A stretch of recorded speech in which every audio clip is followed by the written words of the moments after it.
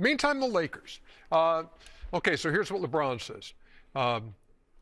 There have been times when we're at our best, we look really good. And there are other times where it's disgusting. You know what that sounds like, Ernie? What? Sounds like an old man. Like when you wake up in the morning, sometimes I'll be like, ooh, I feel good. Then that next day you be like, that's sciatica, disgusting. sciatica, it's hurting. Charles Barkley once again took aim at the Los Angeles Lakers, and this time his comments were so brutally honest that they were almost painful to laugh at.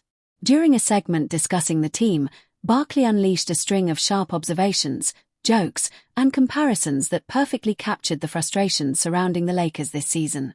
From comparing them to the Washington Generals to delivering an impression inspired by Oprah Winfrey's famous giveaway moments, Barkley didn't hold back a single word. He pointed out that whenever things go wrong for the Lakers, someone else always gets blamed. A few years ago it was Russell Westbrook, then it became Frank Vogel, later D'Angelo Russell, and eventually Darvin Ham. According to Barkley, the pattern is simple. When the Lakers struggle, the finger always points somewhere else instead of addressing deeper issues like effort, style of play, and roster construction. While discussing a recent game, Barkley joked that the Lakers make every opponent look like superstars, delivering his now viral line that playing the Lakers is like being on an Oprah show.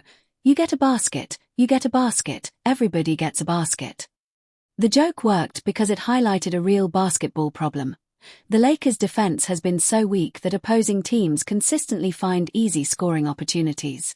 Barkley went even further by comparing the Lakers to the Washington Generals, the team historically known for losing to the Harlem Globetrotters, suggesting that the Lakers currently exist to make other teams look great. Beneath the humor, the panel also broke down the basketball reality. The Lakers simply lack reliable perimeter defense at the guard and wing positions, meaning players can easily drive into the paint, forcing the defense to scramble and over-rotate. That puts enormous pressure on interior defenders and shot blockers, including DeAndre Ayton, who was brought in to anchor the paint but has mostly been average rather than dominant. Offensively, players like Luka Doncic and Austin Reeves have been impressive. Doncic regularly flirting with triple-doubles and Reeves averaging over 25 points, but their defensive limitations contribute to the team's overall imbalance.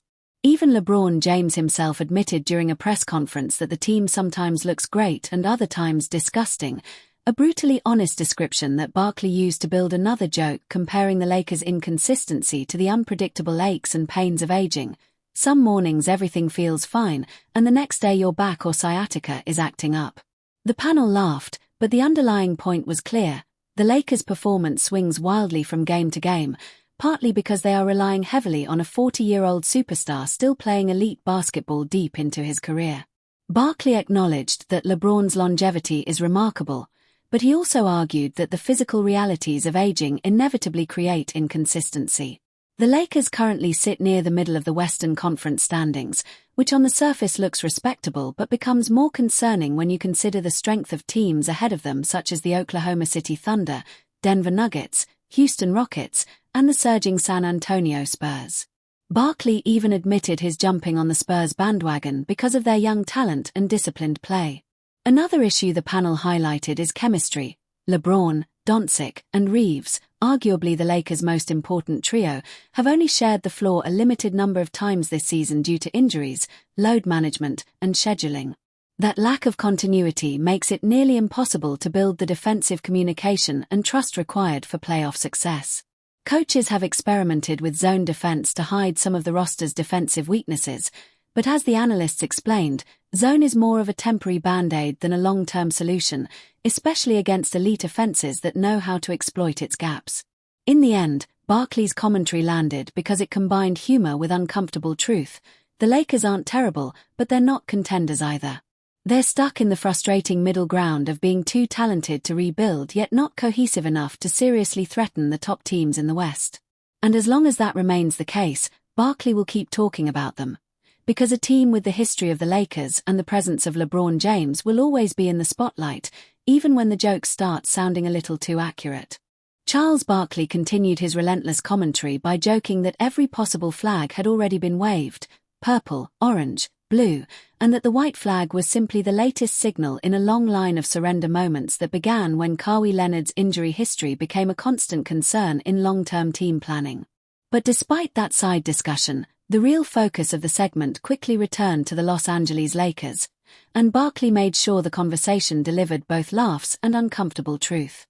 Beneath the humor, the panel actually provided a serious breakdown of the Lakers' problems. Right now, the Lakers sit fifth in the Western Conference, which might sound respectable on paper, but the reality of the Western playoff picture makes that position far more difficult than it appears. Sitting in the middle of the standings means potentially facing elite teams such as the Oklahoma City Thunder, Denver Nuggets, Houston Rockets, and the surging San Antonio Spurs, all teams that currently display stronger defensive structure and overall cohesion than the Lakers. Barkley even admitted his jumping on the Spurs bandwagon, something he rarely does without a good reason, pointing out how impressive their development has been this season. The Spurs currently sit near the top of the conference and have already beaten Oklahoma City multiple times, showing that their rise may not be a fluke but the beginning of a sustainable rebuild centered around young talent. Rookie guard Dylan Harper, just 19 years old, has already contributed meaningful production while the organization continues building a roster with long-term upside and defensive identity. By contrast, the Lakers remain built around the legendary but aging presence of LeBron James, who is nearing the end of one of the most remarkable careers in sports history, alongside the extraordinary talent of Luka Doncic, who still appears to be adjusting to the team's structure and overall identity. Around them sits a supporting cast capable of explosive offense but plagued by serious defensive weaknesses.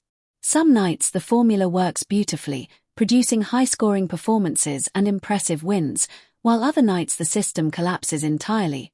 Exactly what LeBron himself meant when he described the team as looking great at times and disgusting at others. What makes Barkley's commentary resonate is that he is willing to say what many analysts avoid saying directly. Right now the Lakers are simply a mediocre team. They're not bad enough to fully commit to rebuilding, but they're also not good enough to be viewed as legitimate contenders in the loaded Western Conference. That leaves them stuck in a frustrating middle ground where they remain nationally relevant largely because LeBron's presence guarantees attention, even if the team itself lacks championship-level consistency. The conversation about LeBron's age is another topic many media personalities handle carefully, but Barkley approached it with his trademark humor, joking about sciatica and the unpredictable aches of aging. The point behind the joke, however, was real. Playing professional basketball at 40-plus years old, even for someone as disciplined and well-conditioned as LeBron, inevitably produces inconsistency.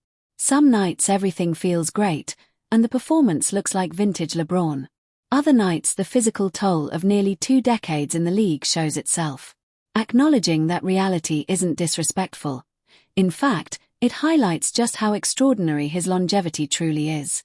Still, admiration for the achievement doesn't mean ignoring the signs of decline, and Barkley remains one of the few major voices willing to address that openly.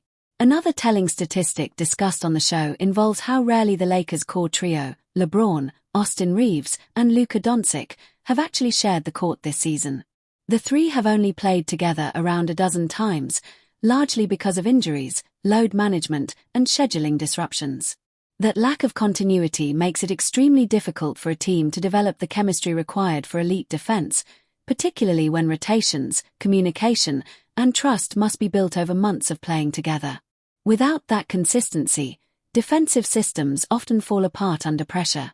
The Lakers' coaching staff has experimented with more zone defense to compensate for weak perimeter defenders, but analysts on the panel emphasized that zone coverage is typically a temporary adjustment rather than a long-term solution, especially in the playoffs, where elite teams like the Thunder, Spurs, and Nuggets quickly identify weaknesses and exploit them repeatedly.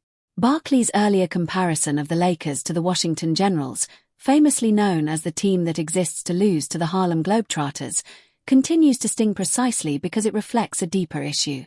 Too often this season, opposing teams attack the Lakers' perimeter defense, drive into the paint uncontested, and kick the ball out to wide-open shooters, producing highlight reel performances that make average players look like stars. In that sense, Barkley's joke about the Lakers handing out baskets like prizes on an Oprah show feels less like exaggeration and more like an uncomfortable observation of reality. Fans laugh, analysts laugh, and even Lakers supporters sometimes laugh too, but it's the kind of laughter that comes from recognizing a painful truth about a team they care about. With the Western Conference stacked with talented and well-balanced teams, Oklahoma City leading the way, San Antonio rapidly rising, Denver maintaining championship pedigree, and Houston bringing youthful defensive intensity, the Lakers face a difficult road ahead. Sitting fifth in the standings means they still have time to prove themselves, but if the defensive issues and inconsistency continue, they risk entering the playoffs as a team widely viewed as a first-round exit rather than a serious threat. And as long as those problems remain, Charles Barkley will continue talking about the Lakers. Because a franchise that large, featuring a global superstar like LeBron James, will always attract attention, especially when its struggles provide such perfect material for Barkley's brutally honest commentary.